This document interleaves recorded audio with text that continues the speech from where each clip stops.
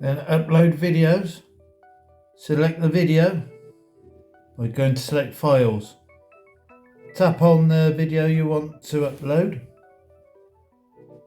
Wait for it to upload.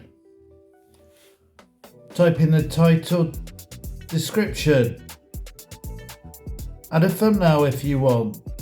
Add it to a playlist. No, it's not made for kids. I'm going to write in test.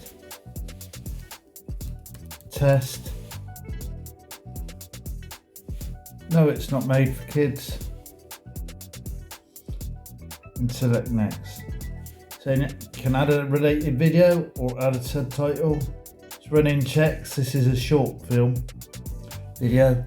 You can have it as private, unlisted or public. So once you do that, if you list it as public, you can schedule it.